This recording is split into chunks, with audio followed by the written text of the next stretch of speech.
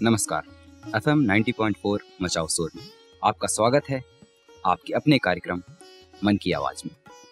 हिंदी साहित्य सभा IIT कानपुर की तरफ से हाजिर हूं मैं सुलभ, और इस बार हैं मेरे साथ मेरे दो साथी मनीष और संजना। दोस्तों, इस बार की कहानी भाई बहन के पवित्र रिश्ते से बंधी है और इनकी डोर है विश्वास। इसी पवित्र रिश्ते के बीच एक ऐसा दिन आता है जो हर भाई बहन के लिए कुछ खास होता है, कुछ यादगार होता है। रक्षाबंधन पर बहन हर गिले शिकवे को भुलाकर अपने भाई की कलाई पर अपने प्यार की पूंजी, अपनी राखी को बांधती है और भाई उसके सम्मान और रक्षा का प्रण लेता है। तो दोस्तों, ऐसी एक कहानी है अफजल और फराह के भाई बहन के पवित्र रिश्ते की, इस रिश्ते के विश्वास के इस बंधन की और बंधन के इस प्यार की। दरअसल ये लोग एक गांव में रहते थे जहां इनकी देखरेख की जिम्मेदारी दादा दादी संभालते थे। माता पिता के बचपन में गुजर जाने के बाद परिवार की सारी जिम्मेदारी दादा दादी पर आ गई थी और धीरे धीरे वो जिम्मेदारी बड़ी बहन यानी फराह पर आ गई। आय का एकमात्र साधन दादाजी की पेंशन थी, जिससे घर का खर्च बड़ी मुश्किल से चलता था। पैसों की तंगी के दिनों में भी भाई बहन के इस अटूट रिश्ते में प्यार बरकरार रहा। उनका ये अटूट रिश्ता अटूट ही बना रहा। अफजल बचपन से ही पढ़ाई में होनहार था और इसी कारण से फराह अफजल को पढ़ाने के लिए घर घर काम करती थी और पैसे जुटाती थी ताकि उसकी पढ़ाई, उसके विकास में कोई रुकावट ना आने पाए। धीरे धीरे समय का पहिया चलता रहा, जिंदगी आगे बढ़ती रही और दोनों भाई बहन बड़े हो गए। फराह के इसी निस्वार्थ सेवा भाव और अफजल की उस कड़ी मेहनत से वो शहर के एक उच्च प्रतिष्ठित विद्यालय से शिक्षा प्राप्त करके घर लौटा। फराह अपने छोटे भाई को देखकर झूम उठी। मिलने की खुशी ऐसी थी कि दोनों के चेहरे पर मुस्कान थी, लेकिन फिर भी आंखों में आंसू थे। लेकिन किस्मत को भाई बहन का ये मिलन ज्यादा दिनों तक रास नहीं आया। अफजल को विदेश से एक प्रतिष्ठित कंपनी की तरफ से नौकरी का एक प्रस्ताव आया और वो नम आंखों से विदाई लेकर अपनी बहन से दूर चला गया। कुछ दिनों बाद फराह ने अफजल को एक पत्र लिखा जो कुछ इस तरह था।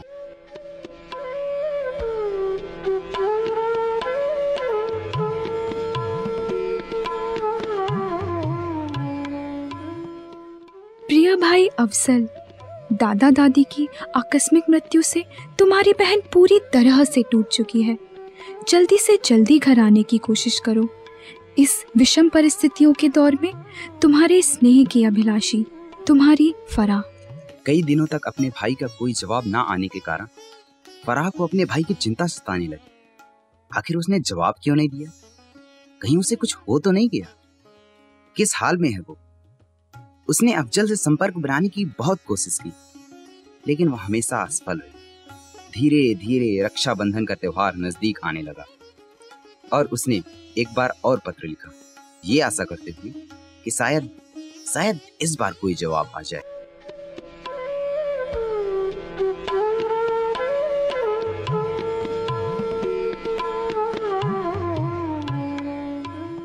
प्रिय भाई अफजल, कई महीने हो गए, ना तो तुम्हारा कोई फोन आया, ना ही कोई पत्र। मैं बहुत चिंतित हूँ। कहीं तुम किसी मुसीबत में तो नहीं हो? दिल में बहुत अजीब अजीब से ख्याल आते हैं।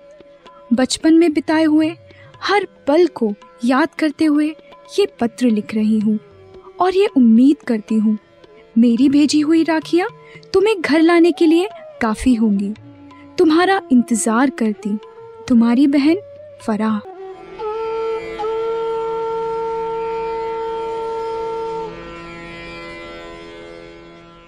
धीरे धीरे दिन बीतते गए। राखी के दिन डाकिये की आवाज सुनी, लेटर आया है भाई। इस आवाज ने फराह के मन में एक अजीब सी हलचल मचा दी। क्या उसका भाई इस बार भी अपनी बहन की आशाओं को धूमिल करेगा या फिर राखी के इस अटूट रिश्ते की गरिमा को बरकरार रखेगा?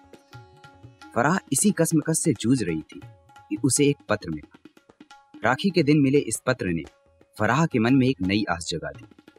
भाई के आने की उम्मीद और न आने की शंका के बीच फराह ने पत्र को पढ़ना शुरू किया।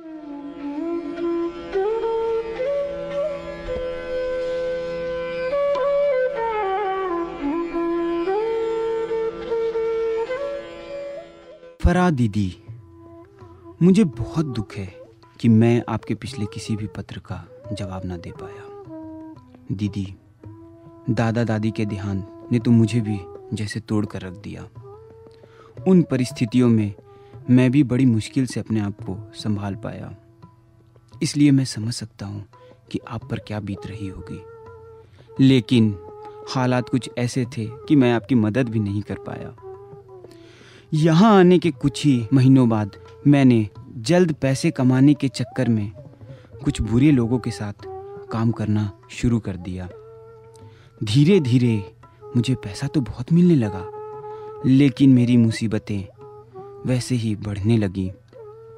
मैंने शराब तक पीना शुरू कर दिया। लंबे समय तक ऑफिस ना जाने के कारण मुझे अपनी नौकरी से भी हाथ धोना पड़ा। लेकिन शायद ये आपके सिखाए हुए आदर्श ही थे जिन्होंने मेरे जीवन को फिर से एक नया रास्ता, एक नया मोड़ दिखाया। और कड़ी मेहनत करके मैंने अपने लिए एक नई नौकरी पाई। हाँ, पैसे थोड़े कम जरूर मिलते हैं, लेकिन मैं अपनी इस नई नौकरी से खुश हूँ। आपके पत्रों को पढ़कर मुझे वो सारे बचपन के पल याद आ गए जो मैंने आपके साथ बिताए थे। वो नदी के किनारे रेत के टीले बनाना, मेरे नाराज हो जाने पर जो आप मुझे मनाने आती थी, और वो अंगुली पकड़कर मुझे स्कूल ले जाना। शायद दीदी मैं इस राखी के पर्व पर ना आ पाऊँ, लेकिन हमारे रिश्ते की प्रीत में कोई कमी ना आए, इसलिए मैं सिर्फ और सिर्फ आपकी खातिर ये कविता प्रस्तुत कर रहा हूँ। बहुत याद आता है दीदी तुम्हारा, मुझे भाई कह के बुलाना, वो मध्यम सा मुस्कुराना, वो झूठ मूठ का गुस्सा दिलाना, समझना मेरी हर बात को और मुझे हर बात समझाना, वो लड़ना तेरा मुझसे और फिर प्यार जताना। बहुत याद आता है दीदी तुम्हारा मुझे भाई कहकर बुलाना, वो शाम ढले बातें करना मुझसे और मुझे अपनी हर बात बताना। सुन के मेरी बेवकूफियां भी तुम्हारा जोरों से हंस जाना, मेरी हर गलती पर डांट लगाना और उसके बाद फिर बड़े प्यार से समझाना। कोई और न होगा तुमसे प्यारा मुझे, यह है आज जाकर मैंने जाना। वो राखी और भाई दूज पे तुम्हारा टीका लगाना, कुमकुम में डूबी उंगली से मेरा माथा सजाना, खिलाना मुझे मिठाई प्यार से और दिल से दुआ दे जाना।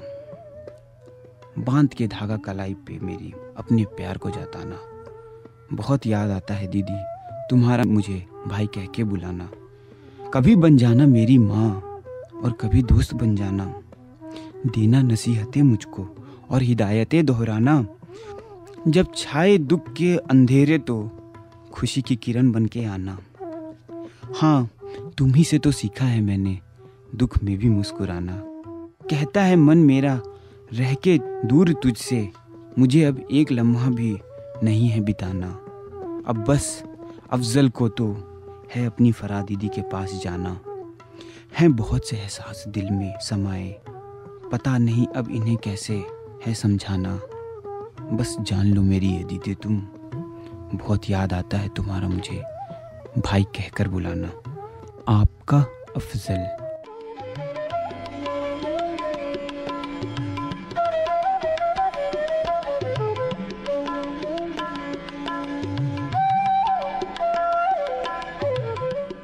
तो दोस्तों, आपने रक्षाबंधन के इस पावन पर्व पर ये पत्र सुने और शायद भाई बहन के प्यार और उनके अटूट रिश्ते की एक और मिसाल देखी। जरूर आप इस प्यार को महसूस करते होंगे और मैं दुआ करता हूँ कि ये प्यार, ये एहसास आपकी जिंदगी में हमेशा बना रहे। इसी के साथ विदा दोस्तों, लेकिन याद रहे अगली बार फिर मिलेंगे।